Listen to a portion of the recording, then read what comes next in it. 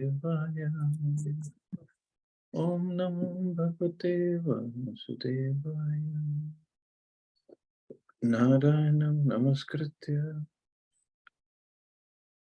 Naram Chev Narottamam Devim Saraswatim Vyasam Tato Jayamudire Nashtaprayeshu Matreshu Nityam Bhagavata Sevaya Bhagavati Uttam Shloke Bhakti Bhavati Nashtaki.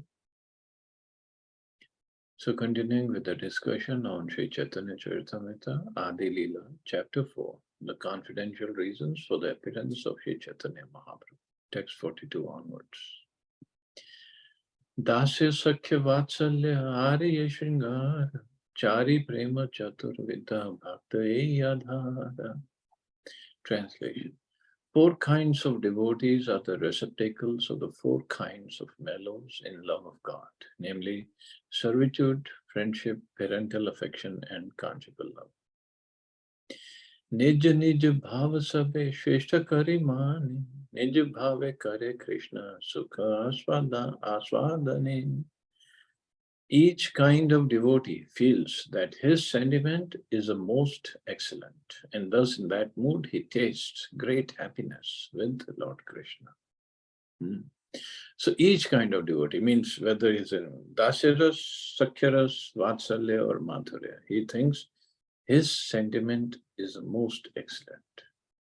And his relationship with Krishna is the best. So first of all, then it doesn't make anybody envious of each other. Of course, spiritual world means no enviousness. And it gives them great happiness to serve Krishna in that mood only. They don't want to change the mood. Like if somebody is in Sakyaras, then friendship, they don't want to change it to Vatsalya or Shringar. Why? Because it's complete in itself. Tatastha haya mane vichare adhikari sabe rasa haite shingare adhika madhuri. But if we compare the sentiments in an impartial mood, we find that the conjugal sentiment is superior to all in sweetness. No one is higher or lower than anyone else in transcendental relationships with the Lord. For in absolute realm, everything is equal. But although these relationships are absolute, there are also transcendental differences between them. Thus, the transcendental relationship of conjugal love is considered the highest perfection. So if we compare them in an impartial mood, so conjugal love is considered the highest because in that love, the sentiments are very, very high, and it comprises of all the sentiments of all other rasas also. In it, it has Dasira, Sakya, Vatsalya, and Madhurya. Yathottaram aso swada vishesho lasamai api ratirvasanaya swadvi bhasate kapi kasyachit. Increasing love is experienced in various states, one above another, but that love, which has the highest state in the gradual succession of desire, manifests itself in the form of conjugal love. This is a verse from Srila Rupa Goswami's Bhakti Rasamrita Sindhu. Atev madhur ras kahi taranam swakiya parakiya bhave dvivid samastam. Therefore, I call it Madhur Ras. It has 2 further divisions, namely wedded and unwedded. The Swakiya is wedded and Parkiya is unwedded. Parkiya bhave ati rasir ullas vraj vina ihar anyatra nahi vas. There is a great increase of mellow in the unwedded conjugal mood. Such love is found nowhere but in Braj. And only between Radha and Krishna and Gopis. Vrajavadu ganire bhava niravadhi tara madhe Shri Radhaya bhaveda avadhi. This mood is unbounded in the damsels of Braj, but among them it finds its perfection in Sri Radha. So this mood is unbounded, means it has no limit in the damsels of Braja, the gopis. But its perfection is in Srimati Radharani. Proda nirmal bhava prema sarvotam, Krishnera madhure ras aswadakara. Her pure, mature love surpasses that of all others. Her love is a cause of Lord Krishna's tasting the sweetness of the conjugal relationship. अतएव से भाव अंगीकारकारी साधि लेना निज वांछा Gaurang Shri Hari. Therefore, Lord Gauranga, who Sri Hari himself, accepted the sentiments of Radha and thus fulfilled his own desires. So her love is a cause of Lord Krishna's tasting the sweetness of the conjugal relationship. And because of that, Krishna accepted the sentiments of Radha and appeared as Gauranga. So the 4 kinds of reciprocation of loving service, Dasya, Sakhya, Vatsalya, and Madhurya. Madhurya is considered the fullest. But the conjugal relationship is further divided into 2 varieties, namely Swakiya and Parakiya. Swakiya is a relationship with Krishna as a formerly married husband. And Parakiya, so Swakiya is with the queens of Dwarka. And Parakiya is a relationship with Krishna as a paramour. Expert analysts have decided that the transcendental ecstasy of the Parakiya mellow is better because it is more enthusiastic. This phase of conjugal love is found in those who have surrendered to the Lord in intense love, knowing well that such illicit love with a paramour is not morally approved in society. So it's not morally approved in material society or in any society, yes, but between Krishna and gopis, this is the topmost love because there is so much of enthusiasm. The risks involved in such love of Godhead make this emotion superior to the relationship in which such risk is not involved. The validity of such risk, however, is possible only in the transcendental realm. Swakiya and Parakiya conjugal love of Godhead have no existence in the material world. And Parakiya is not exhibited anywhere in Vaikuntha, but only in the portion of Golok Vrindavan known as Braj. So only in the portion of Golok Vrindavan. So other portion of Golok Vrindavan is Mathura. So Mathura we don't see this. Or Dwarka. Some devotees think that Krishna is eternally the enjoyer in Golok Vrindavan, but only sometimes comes to the platform of Braja to enjoy Parakiya ras. The 6 Goswamis of Vrindavan, however, have explained that Lord Krishna's pastimes in Braj are eternal, like his other activities in Golok Vrindavan. Braj is a confidential part of Golok Vrindavan. Krishna exhibited his Vraja pastimes on the surface of this world, and similar pastimes are eternally exhibited in Vraj, in Golok Vrindavan, where Parakiya Ras is ever existent. So Braj is a confidential part of Golok Vrindavan, where only Krishna and the gopis, they meet and enjoy this Parakiya Ras. In the 3rd chapter of this epic, Srila Krishnadas Kaviraj Goswami has explicitly accepted the fact that Krishna appears in this material world at the end of the Dwapar age of the 28th Chaturyuga of Vaibhasvat Manu and brings with him his Brajadham, which is the eternal abode of his highest pastimes.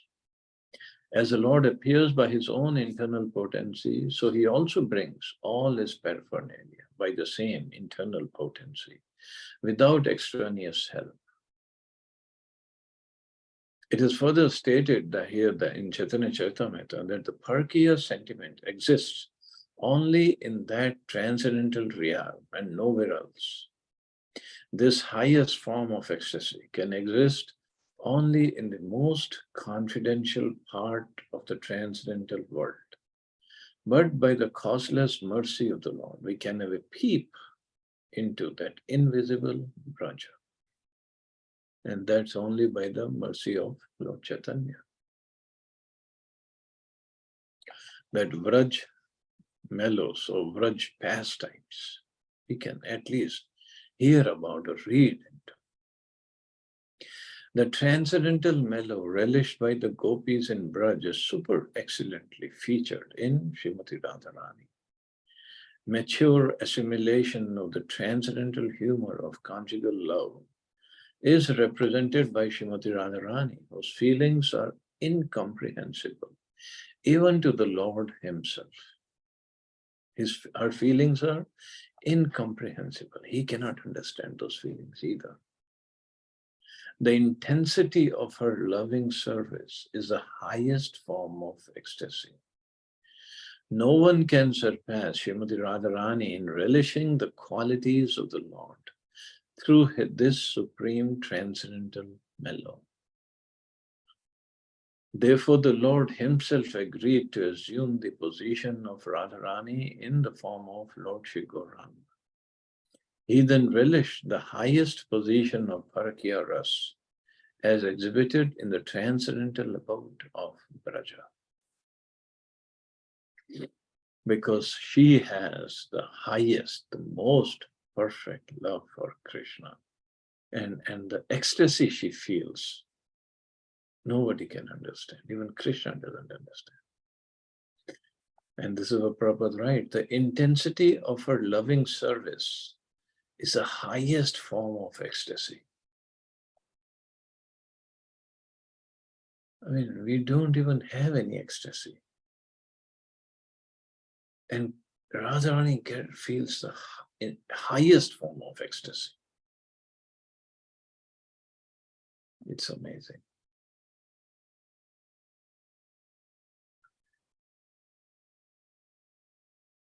Just to give a glimpse of her intensity of love for Krishna. There is this Prem Sarovar in Barsana, on the way from Barsana to Nandagaon. So Radha and Krishna, they were sitting there.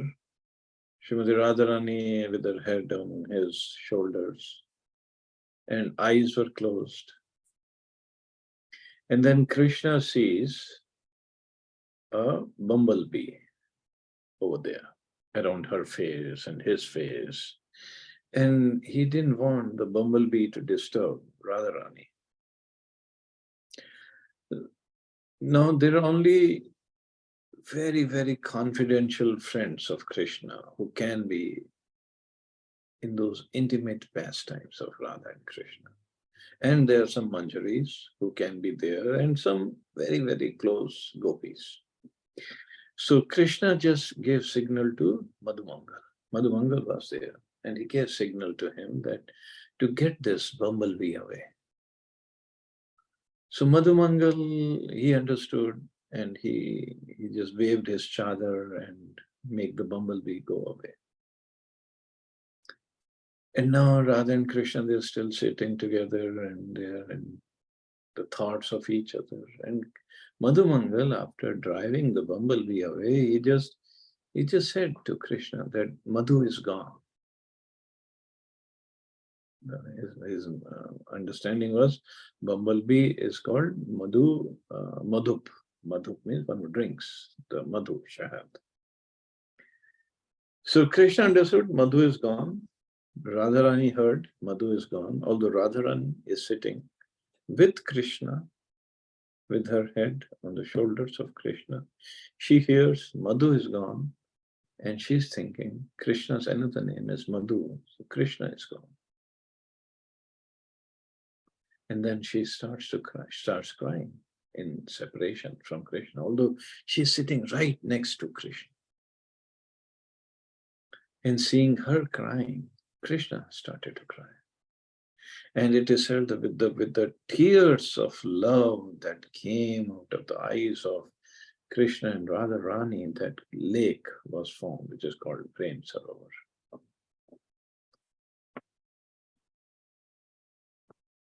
So this is the intensity of her love for Krishna.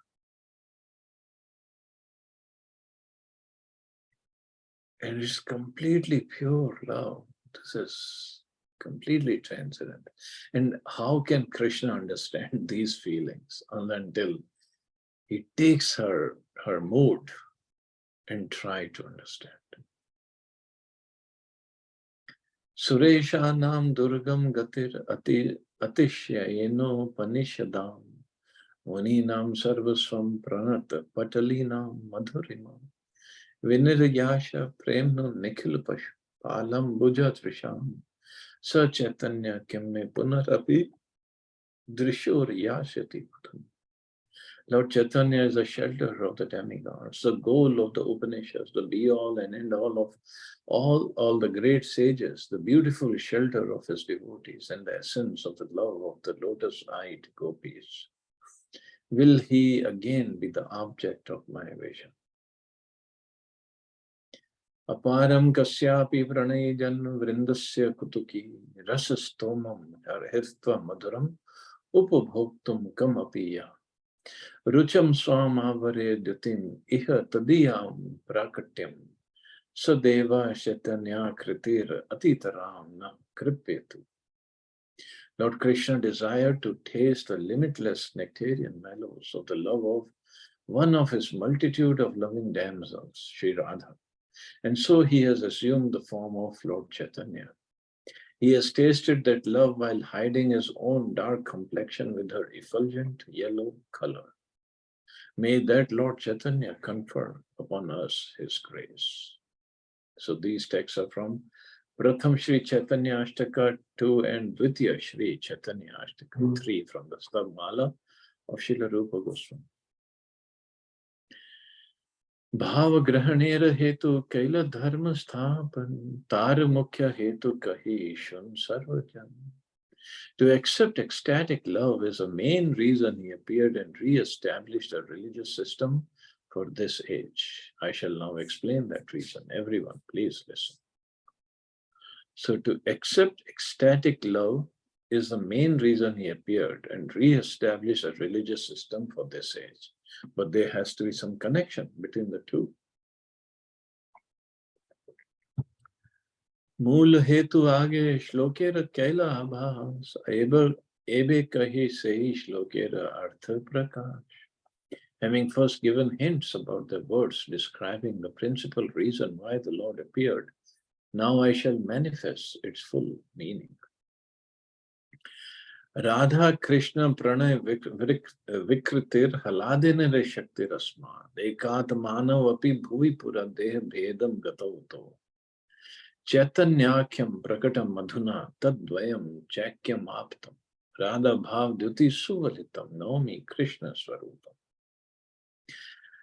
The loving affairs of Sri Radha and Krishna are transcendental manifestation of the Lord's internal pleasure-giving potency. Internal, not external. It's nothing to do with Maya.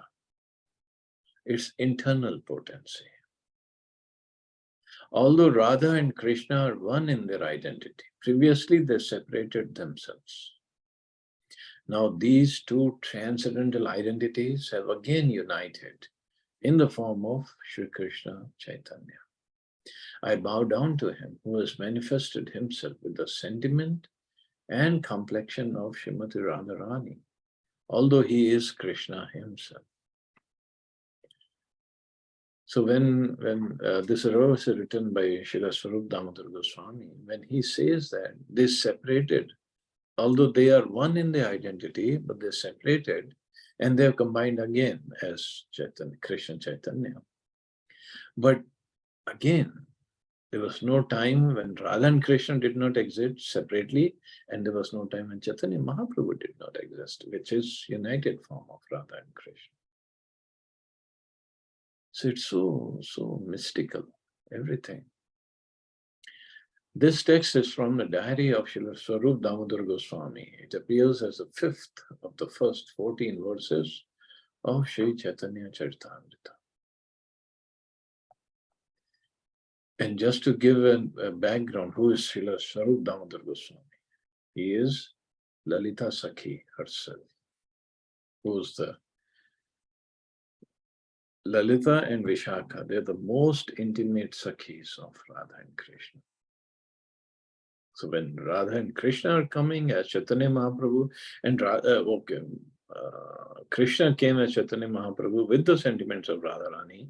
Radharani came as Gadadhar Pandit. Lalita Sakhi came as Swarup Damodar Goswami. And Vishakha Sakhi came as Ramananda Rai. Because they had to be in the past times.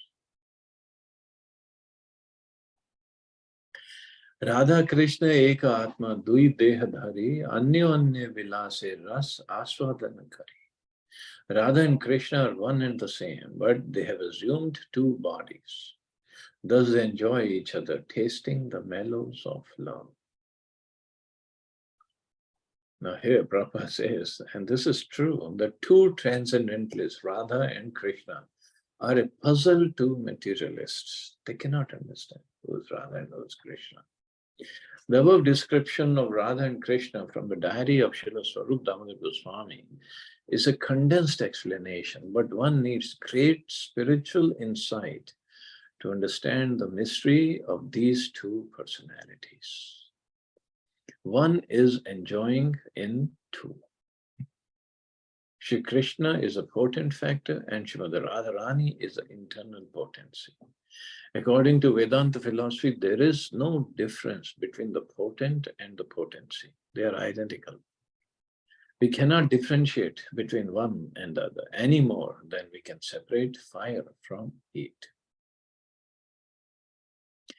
Everything in the absolute is inconceivable in relative existence. Therefore, in relative cognizance, it is very difficult to assimilate this truth of the oneness between the potent and the potency. So in the relative cognizance, that means in the material world, it's difficult to understand. The philosophy of inconceivable oneness and difference propounded by Lord Chaitanya is the only source of understanding for such intricacies of transcendence. So they are one and different at the same time. In fact, Radharani is the internal potency of Shri Krishna. She eternally intensifies the pleasure of Shri Krishna. Eternally intensifies means the pleasure of Krishna does not have a limit. It's eternally getting intensified by Srimati Radharani. Impersonalists cannot understand this without the help of a Mahabhagavad devotee. The very name Radha suggests that Srimati Radharani is eternally the topmost mistress of the comforts of Sri Krishna. But there is no difference between Radharani and Krishna. That also we have to know. No difference between potency and the source of all the potencies. As such, she is the medium transmitting the living entity's service to Sri Krishna. Devotees in Vrindavan therefore seek the mercy of Srimati Radharani in order to be recognized as loving servitors of Sri Krishna. When Prabhupada says, she is the medium transmitting the living entity's service to Sri Krishna. So, if Radharani sees a devotee serving Krishna nicely, and if she recommends to Krishna that you please give him shelter, Krishna cannot say no to Radharani. And that's why Prabhupada said, devotees in Vrindavan therefore seek the mercy of Srimati Radharani in order to be recognized as loving servitors of Shri Krishna. That's why in Vrindavan or Braj, they always say Radhe Radhe. They don't say Krishna. Always say Radhe Radhe. Lord Chaitanya Mahaprabhu personally approaches the fallen conditioned souls of the Iron Age to deliver the highest principle of transcendental relationships with the Lord. The activities of Lord Chaitanya are primarily in the role of the pleasure-giving portion of his internal potency.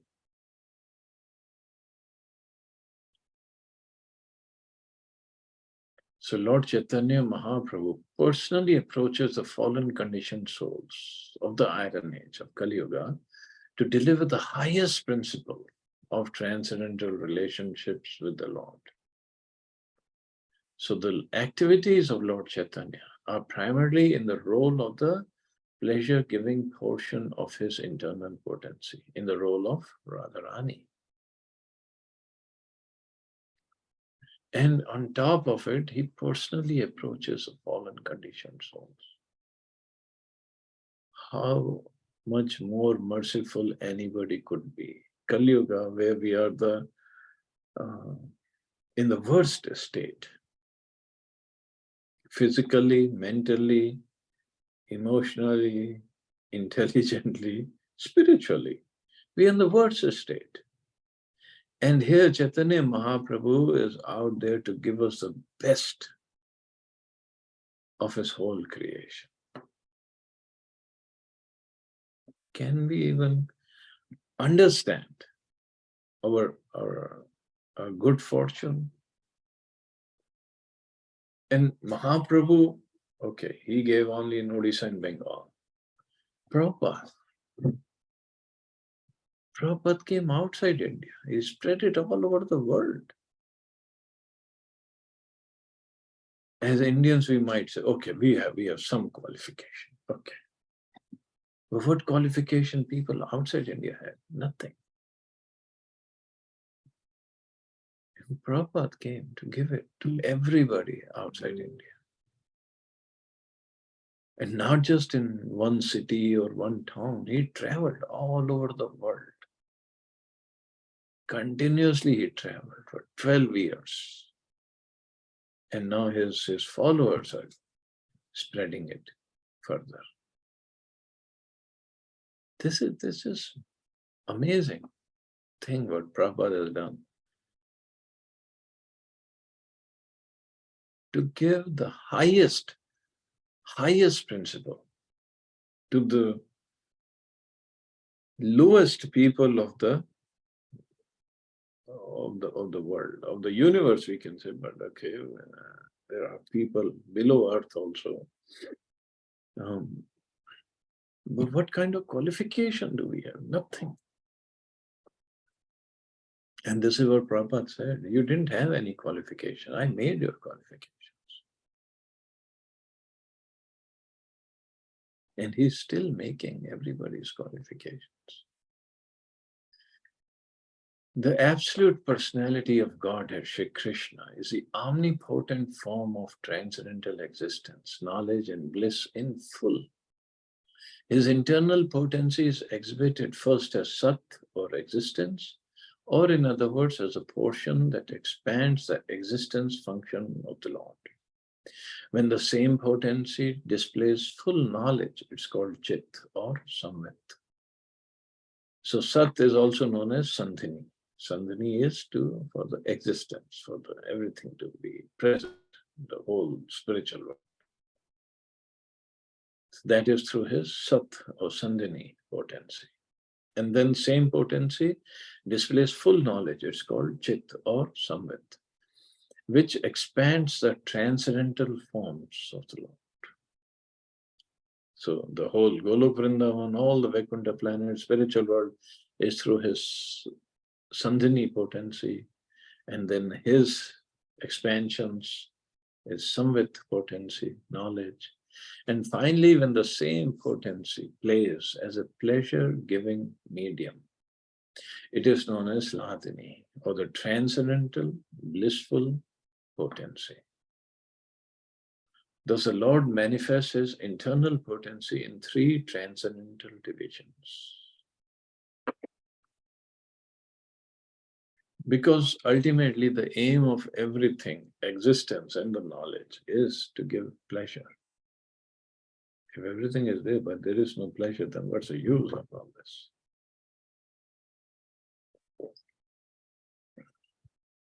So the pleasure is through Haladini. And the personification of that Haladini potency is Srimati Radharani.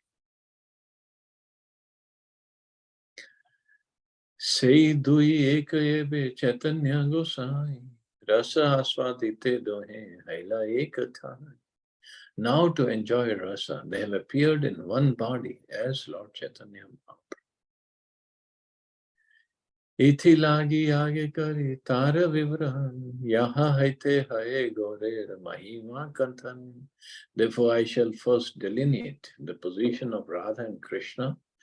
From that description, the glory of Lord Chaitanya will be known. Radhika hayen Krishnera pranaya vikar, Swarupa Shakti Ladini nam yahara. Srimati Radhika is a transformation of Krishna's love. She is his internal energy called Ladini. Ladini karaye Krishne ananda swadan, Ladinir dwara kare bhaktira poshan. Thus, Ladini energy gives Krishna pleasure and nourishes his devotees. Nourishes his devotees, because pleasure is what we want even in bhakti process. It gives us pleasure. And that's why we make progress, and we don't want to give it up. Srila Jiva Goswami has elaborately discussed the Ladini potency in his Priti Sandarbha. He says that the Vedas clearly state only devotional service can lead one to the personality of Godhead. Only devotional service can help a devotee meet the Supreme Lord face to face. The Supreme Personality of Godhead is attracted by devotional service, and as such, the ultimate supremacy of Vedic knowledge rests in knowing the science of devotional service.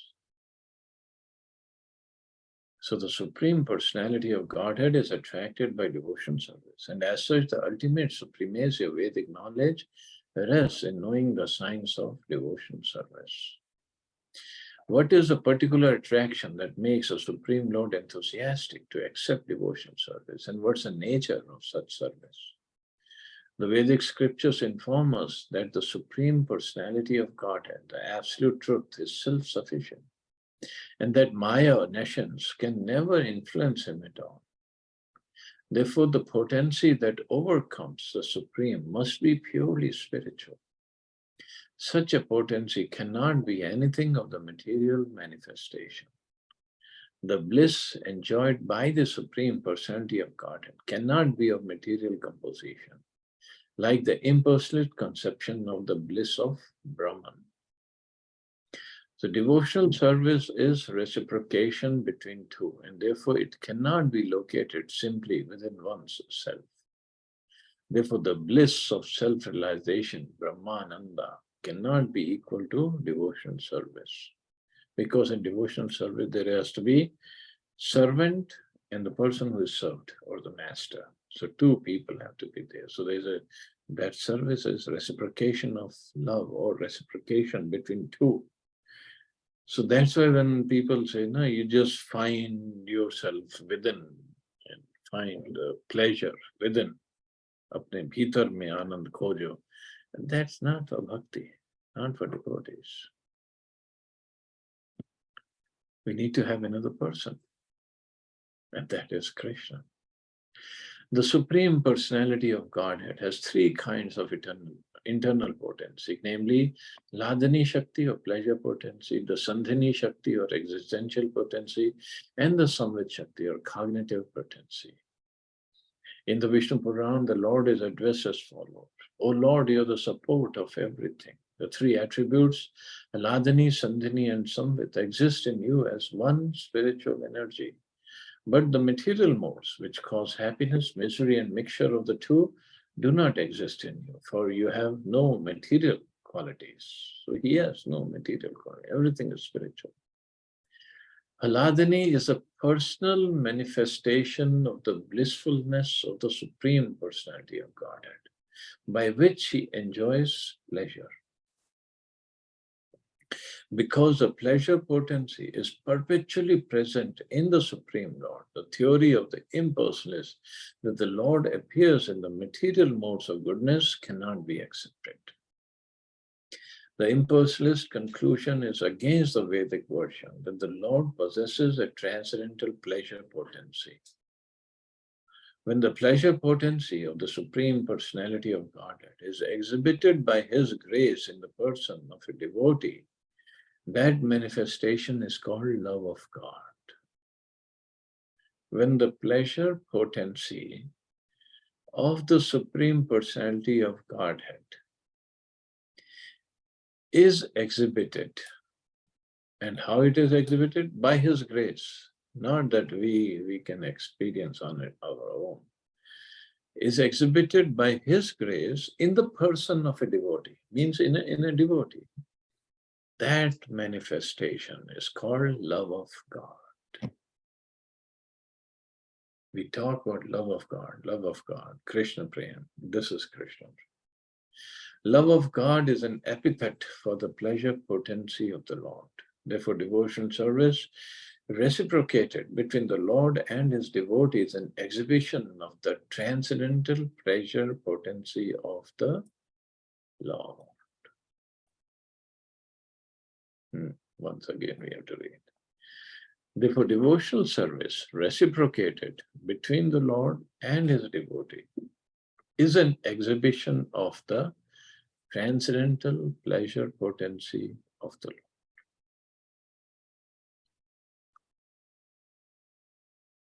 So, exhibition of Srimati Radharani, basically. The potency of the Supreme Personality of Godhead that always enriches him with transcendental bliss is not material. But the Shankarites have accepted it as such because they are ignorant of the identity of the Supreme Lord and His pleasure potency. Those ignorant persons cannot understand the distinction between impersonal spiritual bliss and the variegatedness of spiritual pleasure potency.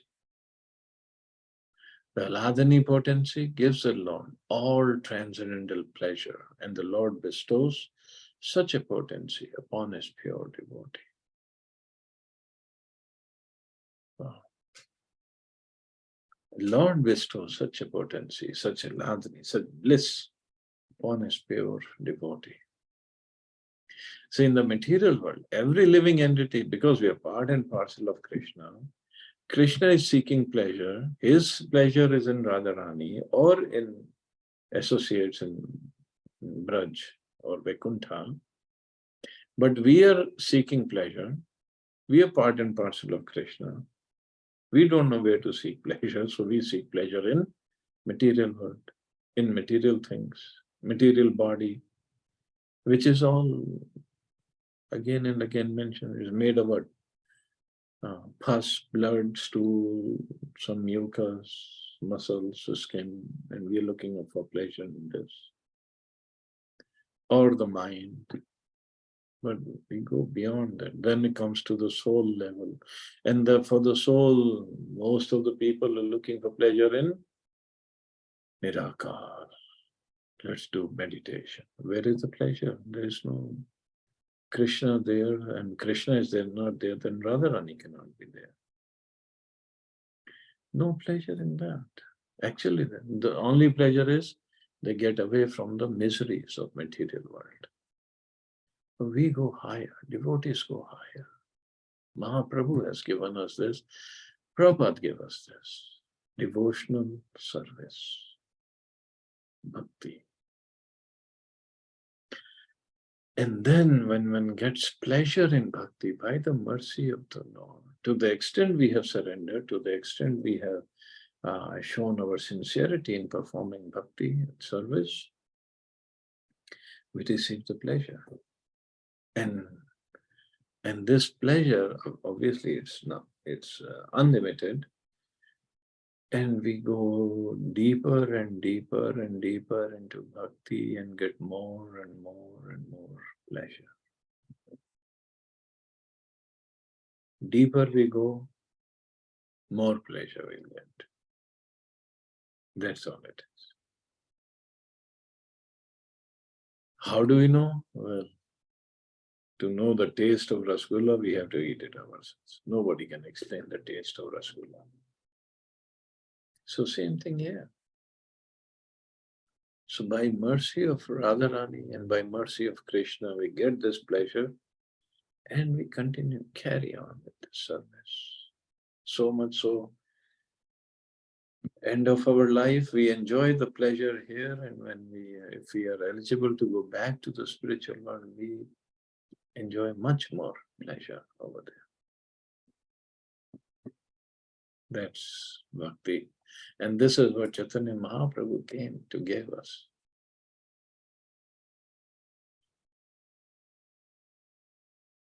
I guess there's plenty of stuff to think about.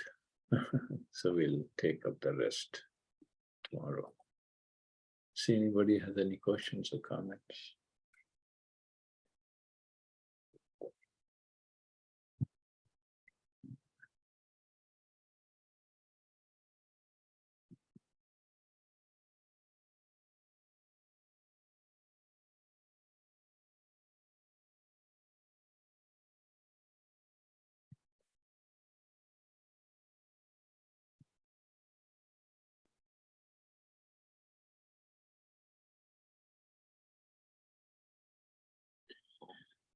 Okay, you all have a safe and wonderful day. Hare Krishna. Jai Shri Prabhupada.